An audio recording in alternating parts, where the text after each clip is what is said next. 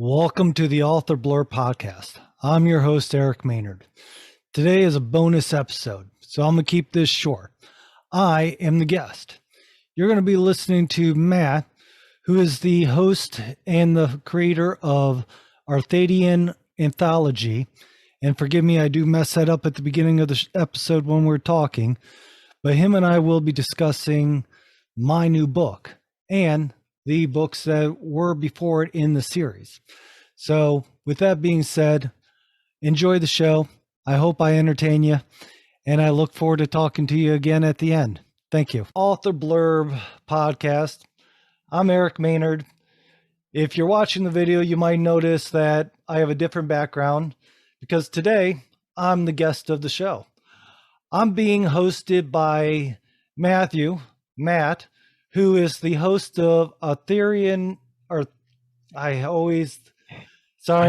we've done this a few times before the show and I still messed it up again. Arthadian Anthology. Yep. Arthadian Anthology. Yes, I listened to your show as well, and you were actually the first person to ever interview me for a podcast, and that was about a couple years ago, a year or two ago, if I'm thinking right. Yeah, so, I believe it was almost a year and a half ago.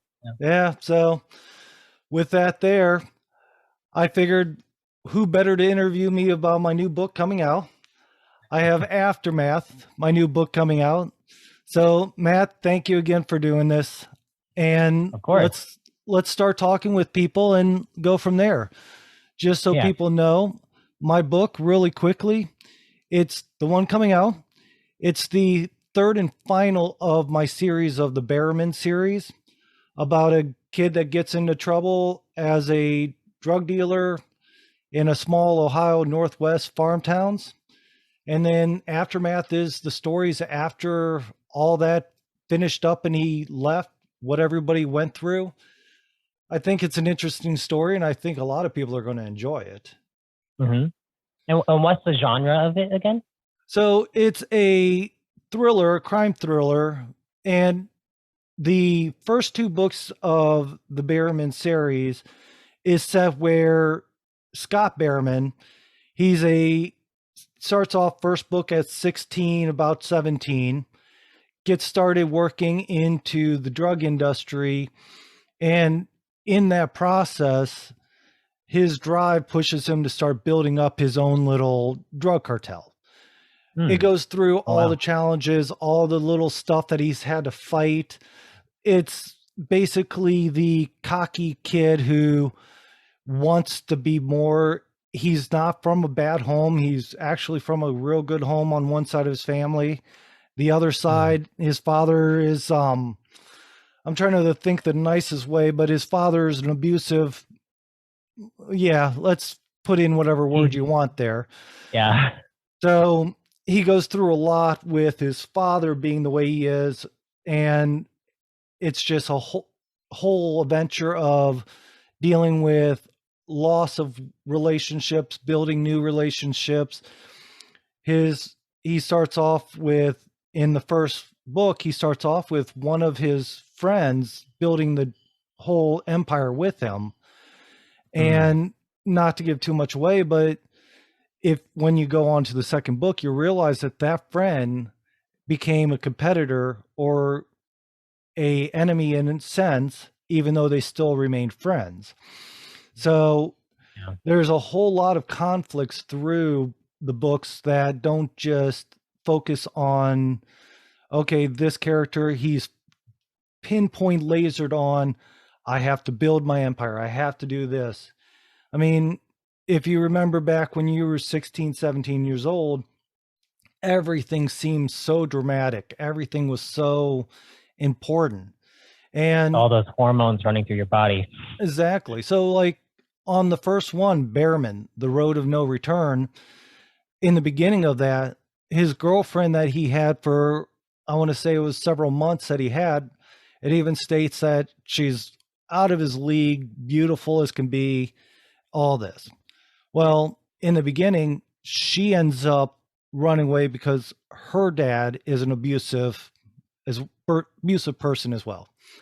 And during a conflict, and the mother and his girlfriend finds out that they have the option to be able to get out of town while her father's locked up in jail for being a bad word. Well, I guess I'll have to bleep that, but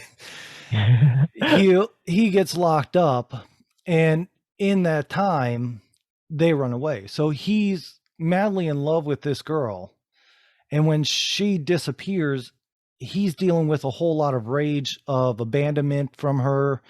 She was the only person he felt that understood, because they both had just really POSs of a father. So he felt a major loss because he felt very connected to her. So and sorry Oh for no, go on. interrupting. What's your question? What inspired you to write all like this entire series? Is there does it kind of take from a part of your life, or Kind of, or but do you not to the try to extreme.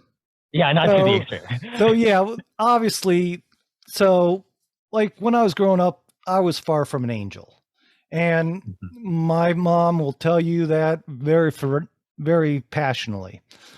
So she tried her best, but I did do drugs, obviously, when I was a younger kid, teenager. I smoked pot, drank, all the stupid things that kids do.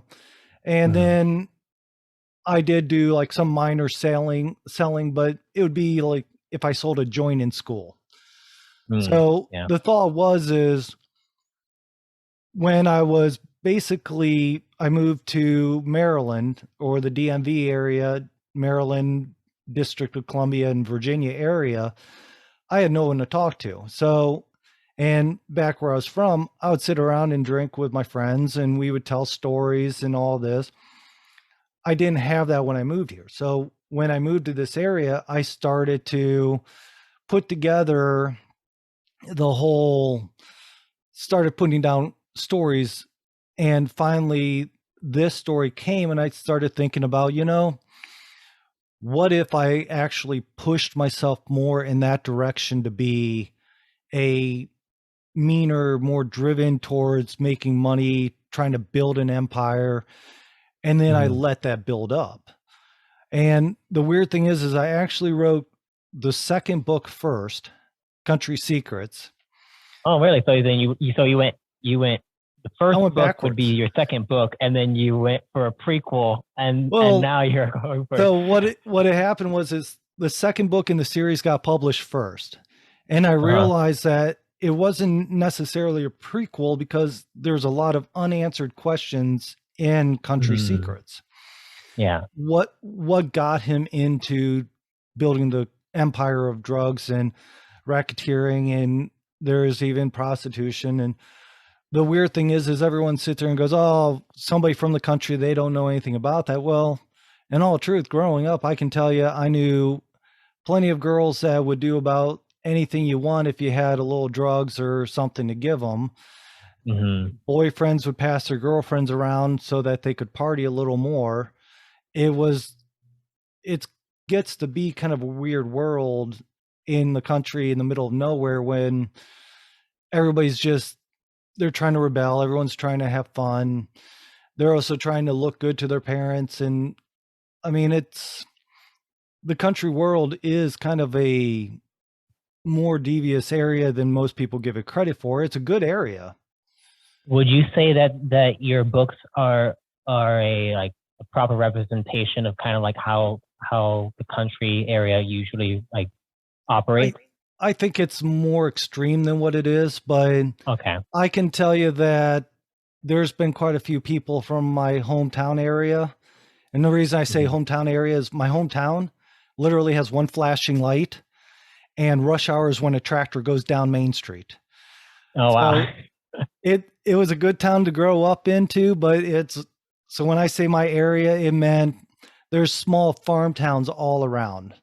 So there's been people that's read my book that sat there and goes, yeah, my kid told me about them experiencing similar stuff when they were growing up. And so it's kind of taking it to extremes, but there is a lot of it that happens where, like, the drugs, they're very prevalent. I could have gotten any drug back in the 90s I wanted that you could think of, and the weed that I got was usually pretty good weed that I had a strong tolerance by the time I graduated high school, and it's still Hmm. weed that would a couple hits give me feeling really good.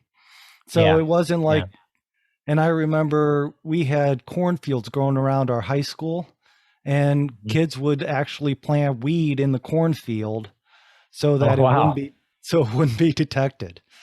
So, I That's a mean, good way of hiding it.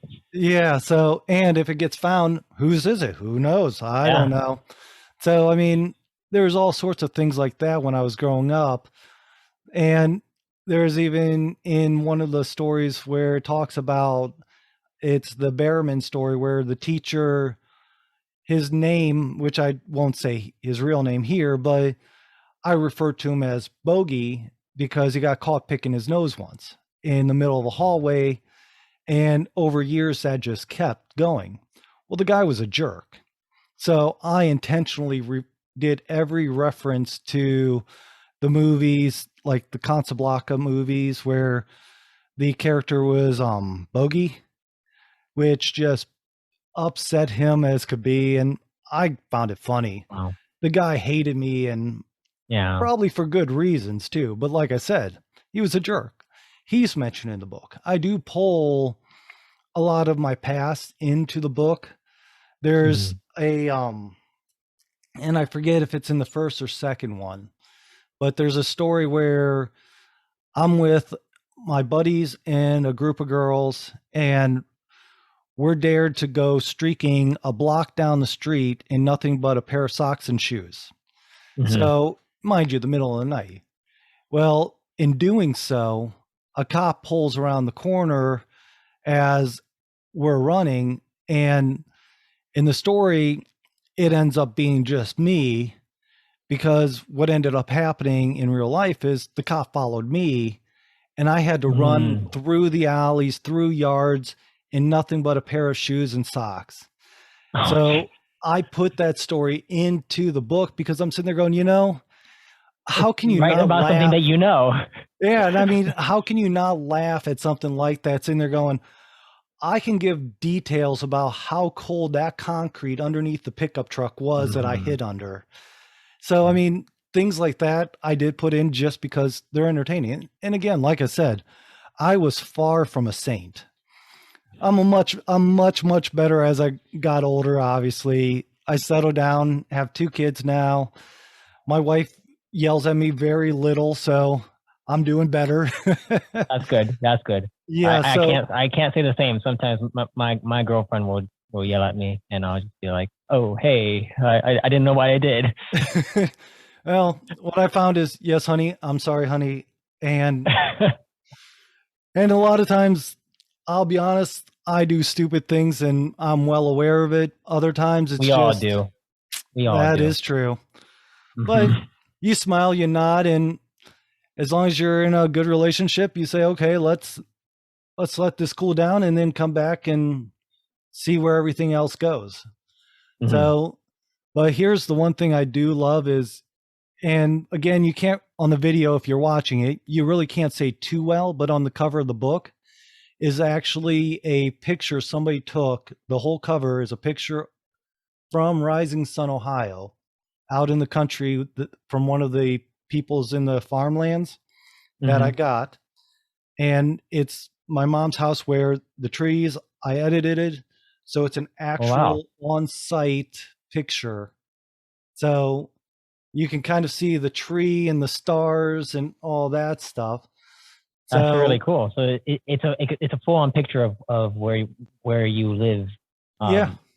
Yeah, So cool. back in my hometown, back in my actual family property, it was just such a good picture that, and I'm thinking, it's picking up from that location, because in aftermath, you ever finished a book and sat there and goes, it's good, I'm happy, I love how it ended, but what happened to everybody? What Yeah. happened to so and so? Yeah. You And just want to keep have it keep going and just know like what their life ends up being like until their deathbed, and then it's just like, oh, right. And that's And kind then of you like know everything. exactly. And I mean, there's certain things like in Country Secrets, the second book, Bearman, his fiance Rose, she was a very smart girl, and you're sitting there going, okay, what did she do? What happened? And did she stay in the hometown? Did she go off to college? What happened to the characters like Mick, which I don't think you're going to know any of these characters, but Mick is the guy who was right there, Behrman's number two, the big guy pushing the drugs. Oh yeah. And so he was actually very important in the first book in making Behrman be able to grow his business. So, Mm. like for an example, with his story, he's trying to he doesn't leave the hometown area. What he tries to do is pick his life up after trying to figure things out, and in doing so, he ends up facing somebody that because your history never gets forgotten in a small town. So a young snot-nosed kid remembers the stories of him and Bearman and all this, the things that happen, to where this kid is trying to build up a name and wants to be as big as Scott Bearman it was. So Mick trying to get his life back in order, get away from all the craziness. He has to deal with this kid coming in and trying to one make himself look like he's as big as they were, and when Mick didn't accept him, he gets angry, and that's just blows up and causes a whole story to go through. And it's a story of what Mick has to deal with to close that chapter of his life for good, to be able to move on and be successful in his life. So, I mean, there's several stories that just go on, like Rose, the fiance, what she has. There's even the Mark Himley, the guy that was the friend that helped start the whole thing in the first book. And even Mhm. in the second book, something happens and Mark leaves. And this tells you, kind of gives you an insight of after Mark left, he started building his life in a whole different state, in a whole different area. And Mark just never wanted to be the villain. He didn't want to be a villain seen in any way. And that's kind of why he ran away. Mark came from a crappy homestead. Parents were drug addicts. Brother was just a POS himself. I mean, it was really not a good situation for him. And everything he did was to try to help his family. After Yeah. things happened, he's like, I have no reason to stay. He left. And this goes into telling also in aftermath what he did.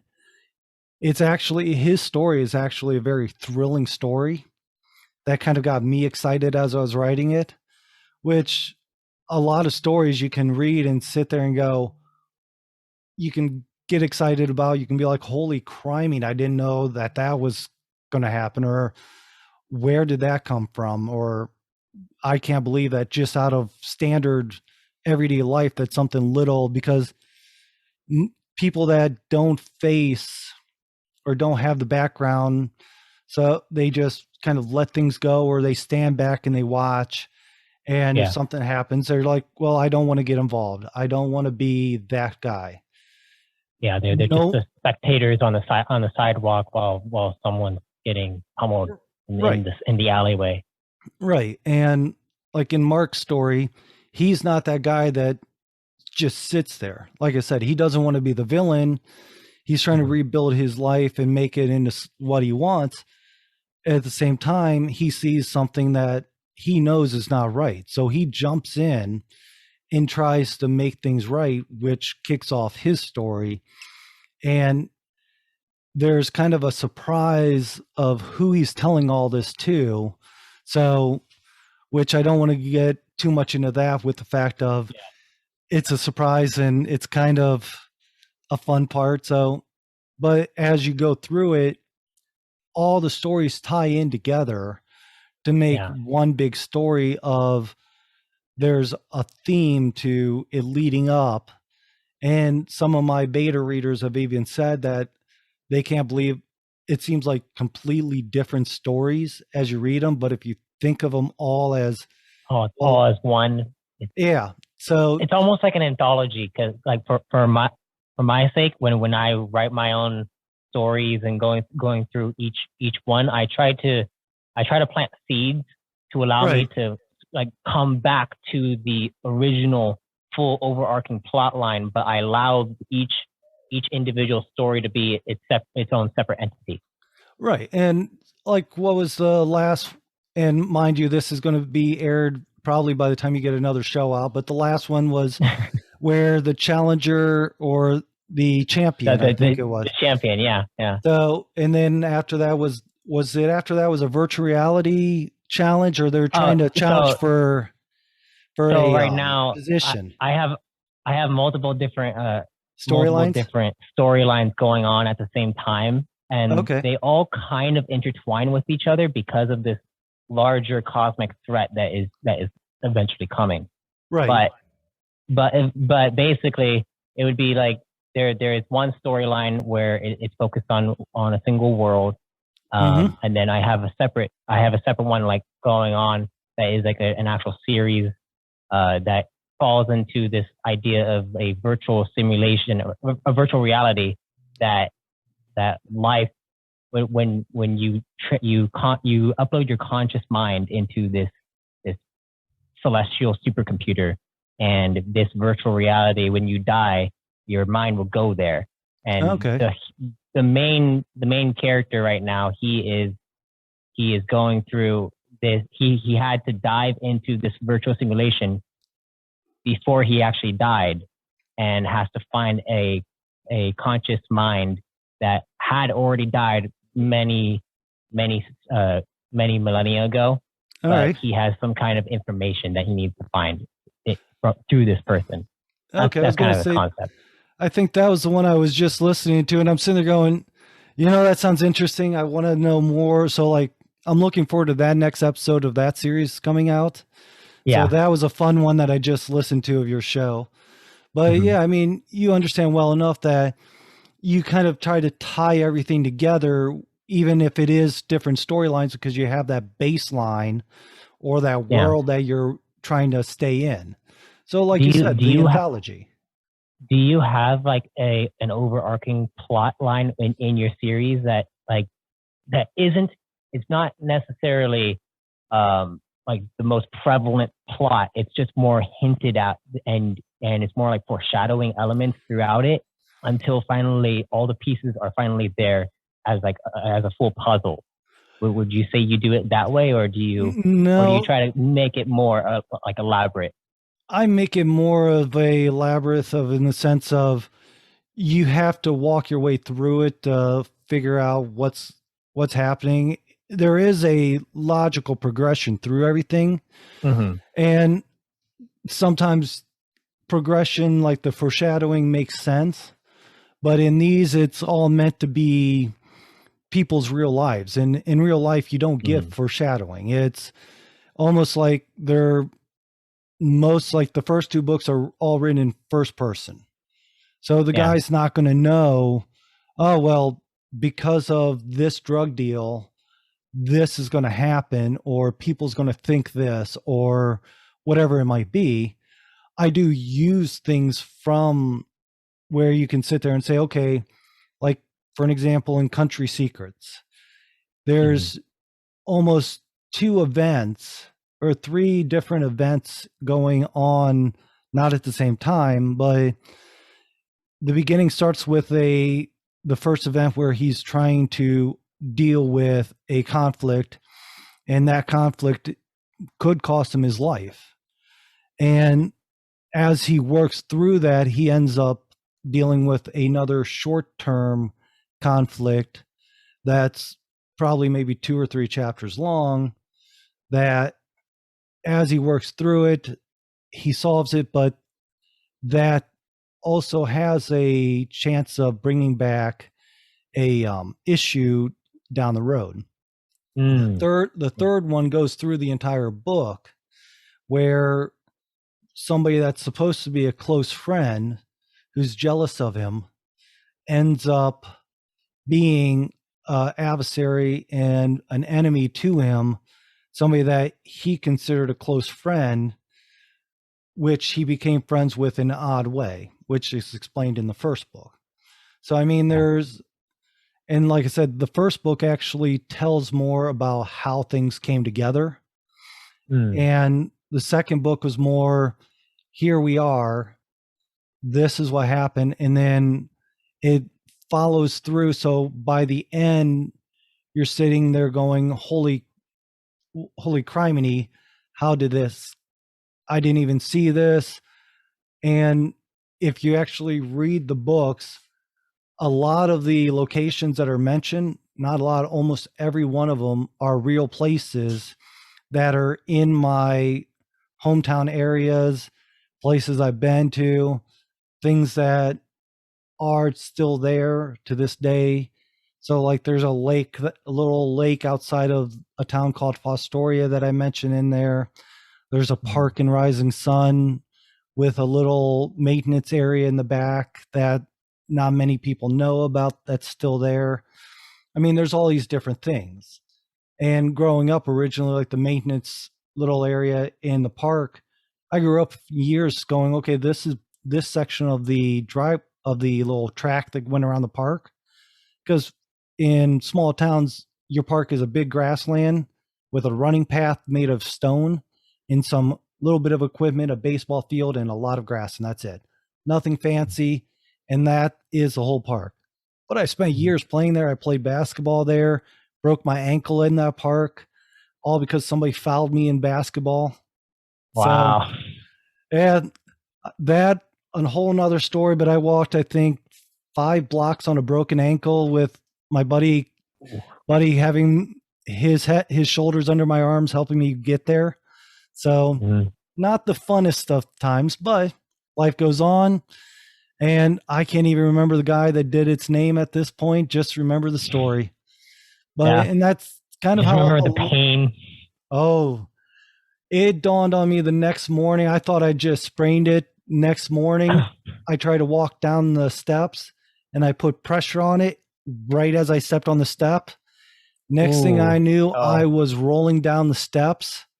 Just, it was horrible. So, but things happen. So what time period does your series take place in? So it all takes place in, well, the first 2 books take place in the mid and late 90s. So I try to stick to those themes so you don't really see cell phones in there, because cell phones, very few people had them. That's back when they charged like $10 a minute, kind of a thing. Yeah, I remember those days. I was a kid those days. So yeah, so I was actually just graduating high school when the old Nokia phones came out, which I don't think too many people's going to remember the Nokia phones. No, the dinosaur phones. Yes, the ones that could survive a nuclear apocalypse. I'll tell you what, though, I remember my first cell phone. That thing, I would charge it on a Monday and then not have to charge it till like Wednesday, Thursday. And it was just because I was going on a trip and I'm like, okay, I want to make sure I have battery. So, I mean, it's one of those things that people didn't talk all the time on the phone. They went to see each other. That was back in the pager days where you would get a bunch of numbers across the screen. You would go to a payphone, look at the numbers on there and go, okay, that's what it says. I know who's doing this. I know what the message is. I mean, that was kind of the original text messages I grew up with. So you had to decode messages from a pager. That wasn't the text pagers, but the numbers. So that's when all this takes place, is back in those days. So it does bring quite a bit of that back. And like I said, I made sure that my memory didn't fail me. So I did go back and look, saying, okay, was this actually accurate back then, or did this come before or later? So, because of course, all of our memories kind of fade on us over the years. We Mm-hmm. remember, oh, when I was a kid, I did this. And then you're sitting there going, wait a minute, no, that wasn't around at this time. So it's one of those things, just like I remember listening to a song that I loved, and I was thinking about putting it into the book as one of those you were hearing it as driving down the road. And then I Yeah. realized it didn't come out till the like 2005 or something. And I'm like, Yeah. Our memories really mess with us too. yeah, I know that there are actual like studies where basically when you have a memory, your brain will actually like rewrite them over and over again until finally they're completely different. Like that you'll extract different memories from a specific time and put them into one specific area, and you'll think that, oh, this came out during this time, and right. it's pretty crazy to Oh, think yeah. about. Oh, yeah, absolutely. I mean, you have just our minds have so much information in them. And that's Mhm. kind of like I always like to say almost everyone has a story in them. Everyone could Mhm, write a yeah. novel if they the problem is trying to put together the plot for it and put everything in order, because how our minds make up stories left and right about. Story storytelling is the oldest human tradition. Yes, I've heard that as well, and I Yeah. believe it because everything was been passed down before written language, and eventually it became written language. And even today, you talk to your friends, and you're like, "So what did you do?" "Oh, last week I was doing this with so and so," and you're sitting there thinking, "Okay, that sounds kind of right, but wasn't so and so with here or there trying to do that?" So it's that whole your memory plays tricks. Everyone still tells like written because no one's going to write down Saturday I was doing this. It was completely boring, Unless they but have a journal yeah. or a Well, diary. people, yes, but are you sitting there in your journal or Reading. diary writing down every little detail, or do you just summarize the whole event? Yeah, true. Yeah. So, but when you tell a friend about something that happens, you'll summarize it, then you'll go into details about all these different things. And So, usually you'll embellish it. You'll embellish the oh story yeah. too. And Make I, yourself seem better than you actually are.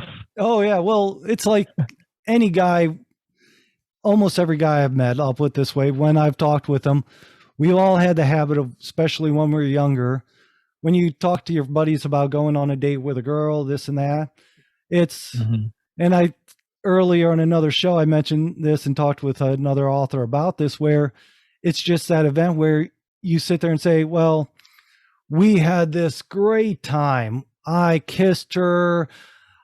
She was up against me. It was just hot and steamy, and it would have gone farther. But, and in all truth, what most likely happened is she held your hand and you ended up driving her to dinner, driving her to the movies, or driving wherever. And then Mhm. afterwards, she gives you a kiss either on the cheek or on the lips. And to you, that was just amazing. You get excited, but you're trying to act cool. But of Mhm. course, when you go to talk to your buddies, it's a whole world difference of, I did this, I did that. It would Yeah. have been more, It's an but ego boost. yeah, Yeah. I'm all this. And it's not that we intentionally lie, it's we get excited. And in that excitement, you start adding stuff to it. You get all that adventure that you think should have happened or you felt was about to happen, but Mhm. something happened that didn't allow all that to happen. And what I think a lot of authors will do is they'll take that mindset, and especially like people that do what's called pantsing or discovery writing, they'll Mhm. sit there and they will start writing and then get excited. Oh, I get this. I'm doing this. This character's doing this. What a wonderful time and what an exciting thing. And one thing leads to another. And I've listened to people talk about how they've done outlines for their books. And in the midst of it, they've had to rewrite their outlines throughout because they got excited writing a scene which just Mm-hmm. went way out and then changed a bit of the story. So they had to redirect everything. And that's what happens. You get excited about a story, you add stuff, you embellish, you make it bigger. And that's why people read the stories, is they want that excitement. They want that, Mm-hmm. you want that heartthrob of, oh no, I can't believe that happened to the person, or the excitement of they're in that fight. Are they going to, who's going to get hurt? Who's going to make it out? Who's going to, whatever it is. I think in any genre you look at, so an example, like your last show you had, the VR, the guy had to go through a challenge and it was a difficult challenge. And if he didn't make it, he was going to be kicked out, and he was worried about his placement and all this stuff, right? Mm-hmm. It's Yeah. that whole buildup, that whole excitement. You're getting excitement. And even listening to you talk about it on the show, you could hear the excitement that you had talking about it. So, Yeah. I got pretty excited during that show. Mainly yeah. because So, I mean, I was waiting for that moment. right. And that's kind of the thing is, as you're building a story, you're building that excitement, that wow moment. If it's a VR session, if it's a spaceship about to go into battle, if it's finding out who is trying to stop you from succeeding, whatever that moment is. If it's a romance novel, which I'm horrible about romance, but if it's a romance novel where you have your character, that big reveal of, hey, this person is going to admit that they love me, or they need me, whatever it is. It's that buildup, that pulling the emotional strings. Either horror pulls your fear and your excitement, romance is your heartstring, the adrenaline pumps that come from all these different areas is why stories are there. In all truth, I've come to find that a lot of authors tend to find that they can burn out the story real quickly if they do too much of that. So it's that Yeah. you have to get it built up, but you can't just pull it out as well. And I try not to do that in these stories either. I try to make sure that everybody's drawn in, it builds up, and then the air is being slowly let out so you can feel the pressure relieving. Because it can't be like a huge a burst, or else it's going to feel kind of anticlimactic at a certain point. You have exactly. You have to have a good build up and then allow the pressure to release slowly, right, so that you can just feel the entire emotionality of everything that's built up be released. Exactly. And I mean, you have to have that attention, that adrenaline, like I said, in any genre, even with your stories that you do, that whole buildup of what's going to happen, who's going to make it, who's going to give that reward.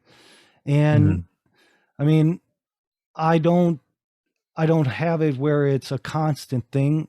In my books, it's, you build up, you'll have emotional where your heart's sitting there going, oh, criminy, I can't believe he had to deal with that. Or in aftermath, I can't believe that this happened.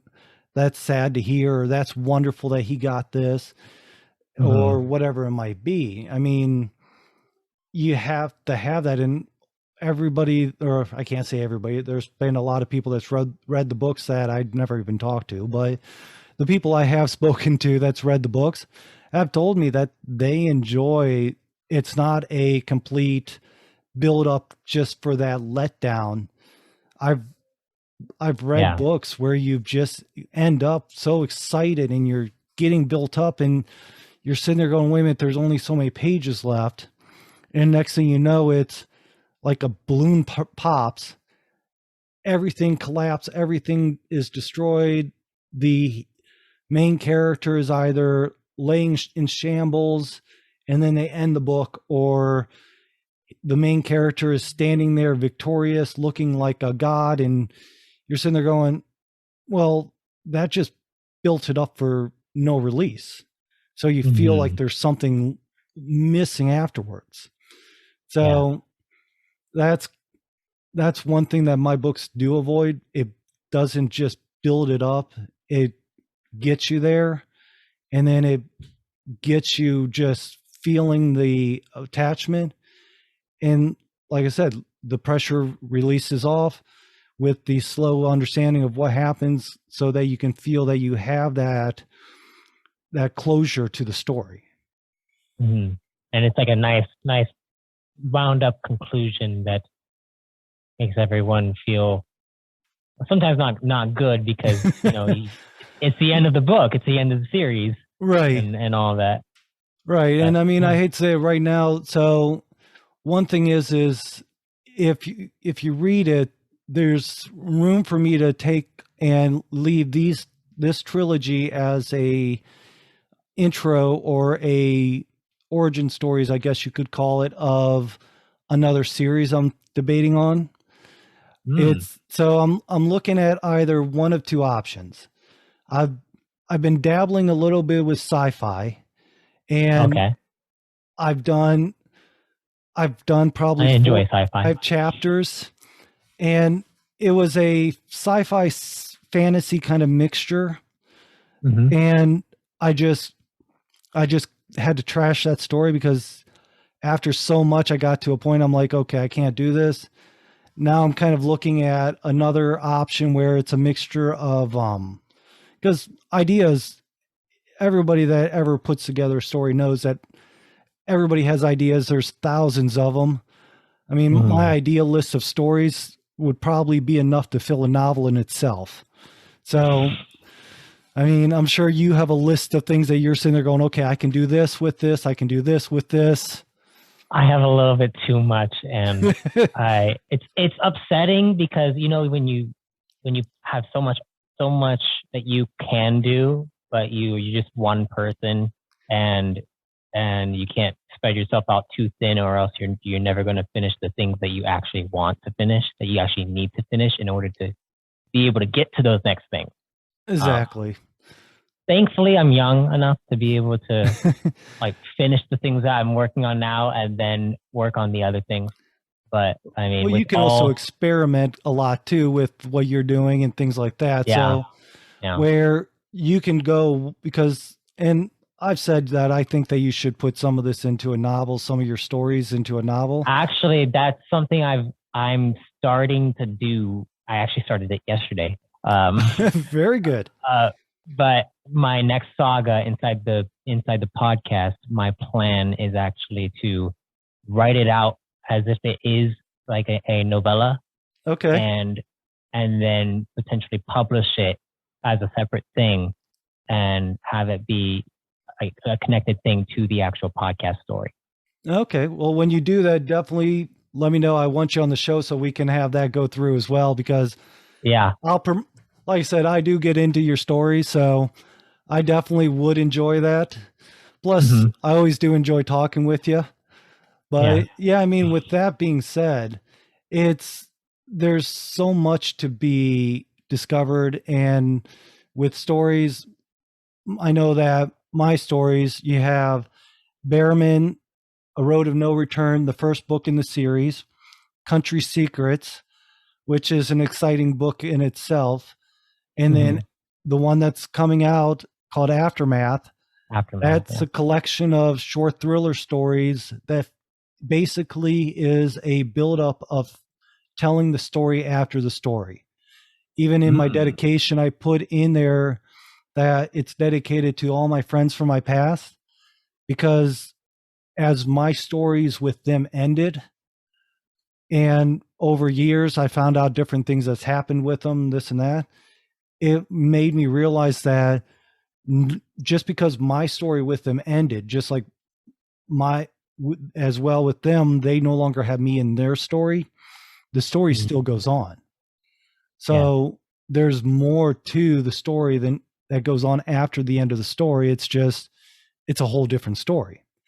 And that's what this book Aftermath is doing, is giving you that closure of what happened to these characters.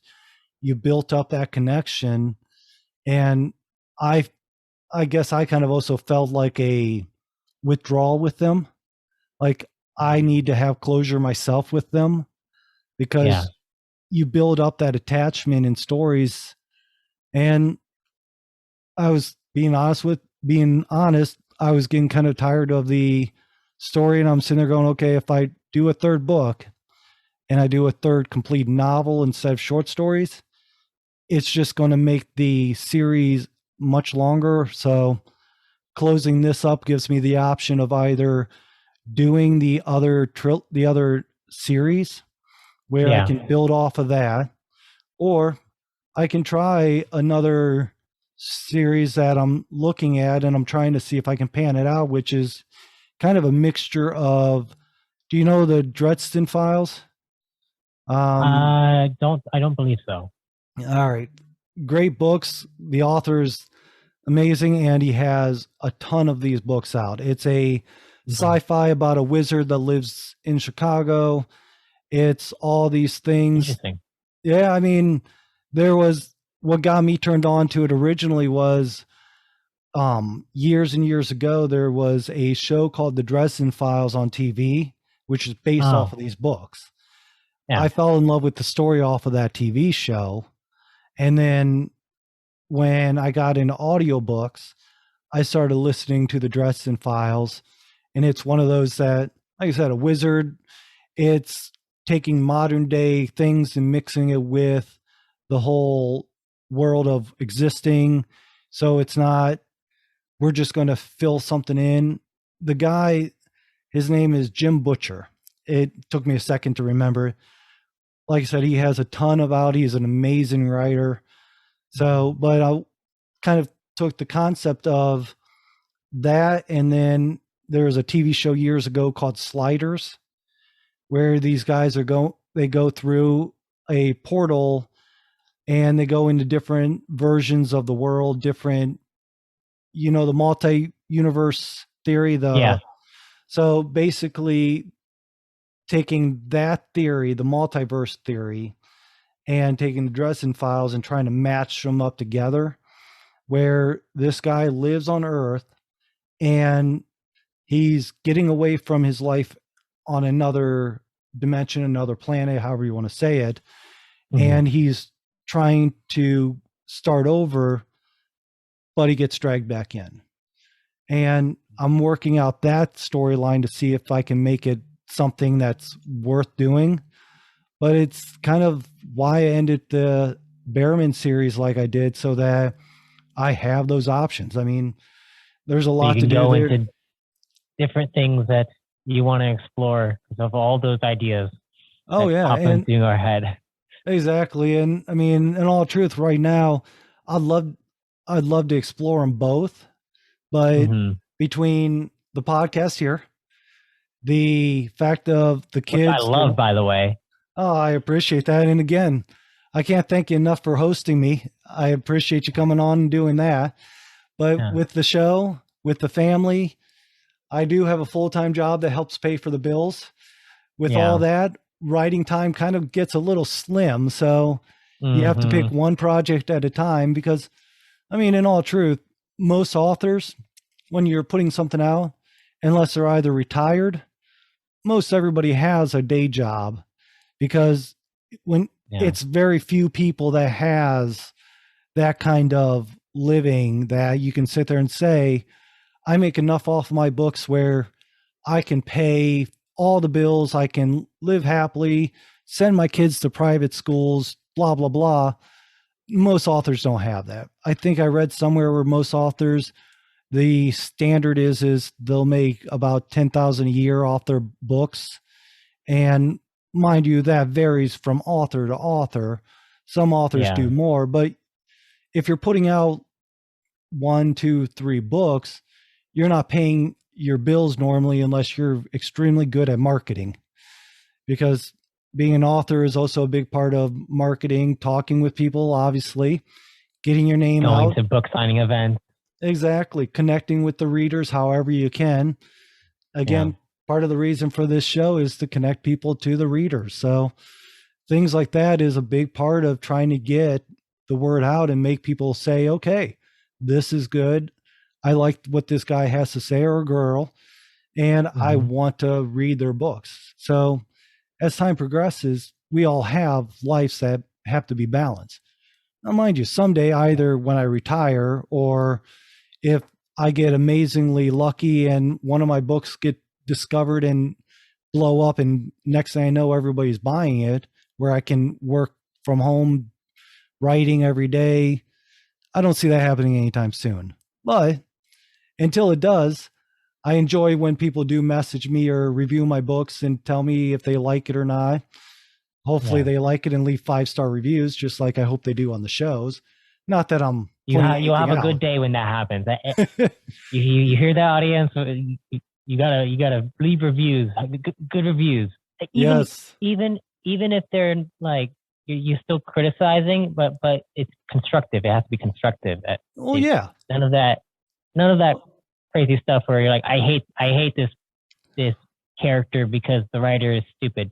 Kind of thing. Well, like one thing I've read 1-star reviews where they put things that, and I kid you not, they would write about a story that was a fantasy story, and they left a 1-star review because it was a fantasy story. You're sitting there going, you don't leave the review then. Yeah, if you don't even read the book. Well, if you pick the book by mistake, and people will put that in their reviews. I accidentally bought this book and because I thought it was about this, and instead it was about all these fantasy things, and I hate fantasy. And you're sitting there going, you just messed up with somebody's rankings and ratings because you made a mistake. So yes, if you're going to leave a review, make sure you're reviewing something that you intentionally purchased or intentionally chose to do. Not, I did this by mistake. I'm going to let everyone know that 1, I don't know what I'm buying, and 2, I'm reviewing something because I don't know what it was and I'm angry about it. That doesn't help anyone. So yes, and preferably if you leave 5-star reviews on everything I do, that would be fantastic. You don't even have to put words down. Just hit the 5 stars. Just a 5-star. Just hit the 5 stars. Leave it at that. We're good there too. So, we've talked for about an hour now. So with that, this goes quick. And that's, again, why I wanted you on here, is because I knew that you would be a fantastic host with this. There's a reason I listen to your shows. And I think other people, especially those that get into the fantasy sci-fi, really, you're not much fantasy. You're more just strictly sci-fi in your sense. I would consider it sci-fi fantasy just because I don't my universe, my world is not Earth. It's completely like all the core system. It's kind of like yeah, exactly. It's kind of like Star Wars. I take from Star Wars, where Star Wars is a galaxy far, far away. Right. And there's no Earth there. They do have humans, but in my universe, it's not. They're not considered humans. They're considered prime. Right. But that's for like lore reasons. But yeah, I think more along the line of Starship Galactica. Yeah. Kind of. Yeah. They're in a whole different galaxy, a whole different area. There's humans, but they're not humans in that sense anymore. So yeah, I mean, makes sense. So with that being said, I appreciate you hosting. I'm going to end it because I just don't want to have people listening to us ramble on, because I have a feeling, I think last time we talked for almost 2 hours. I don't want to do that I don't want to do that to people again. So where can people find your show? You have a website. Where can they find that? If you can give them that information, because I want them to find you as well. So you can find all of my content on arthadiananthologies.com. So it's ARTHADIAN.com, or arthadiananthologies.com. And I'll have the website in the notes. Yeah, and you can find my podcast on practically every podcasting platform that you use as well. And it's Arthadian Anthologies Podcast. I go into a bunch of different storylines inside of it. I try to dive deep into my universe that I've created. It is an ever expanding one, and I plan on making it a full on, it's a new expanding universe where other people can come in and write their own stories within as well. And well, that sounds good. That's my whole goal in the future. Right now I'm laying down the foundation, but yeah, that's That's it. Arthadiananthologies.com. Right. And I think you're on your 3rd season as well, or is it the 4th season? Yeah, right? I am going to be finishing my 3rd season by the beginning of July is when the 3rd season will be finished. And then I'm going to be taking a hiatus and working on my tabletop role-playing game and focusing more on that. Okay. Yeah. Well, sounds good. And thank you again. And for anybody looking for me, you can find my profile on authorsblurb.com, my author website, eamaynard.com. All this is going to be in the show notes. And of course, I'm going to pitch this all again in the finishing notes that I talk about after the show. But Matt, if you can hold on for me for just a second, I'm going to stop the recording. And again, thank you very much. So hopefully I entertained you. That was a conversation. I know it was a bit long, but I think that it was good. I always can talk to Matt for quite some time, and it's hard for him and I to be able to schedule these kind of conversations. So I encourage you to also go to his show, Arthadian Anthology. Listen to him, especially if you're into the fantasy sci-fi kind of thing. I think you'll enjoy him. With that being said, don't forget to go to authorblurb.com. There you can find profiles on the guests that are coming or the guests that have been on the show. You can find past episodes to listen to, or find where you can listen to the episodes on your favorite streaming service. You can also go there and click on the tab that says Show Support. On Show Support, there's 3 different options right now. You can either donate by buying me a cup of coffee. You can donate with crypto. And now you can also buy my books if you want to get something a little extra out of your money, because it doesn't hurt to support the authors. With that being said, thank you again. I look forward to seeing you soon. And if you enjoyed the show, give a rating, 5-star, thumbs up, wherever you're listening or watching, and we'll see you soon. Thank you.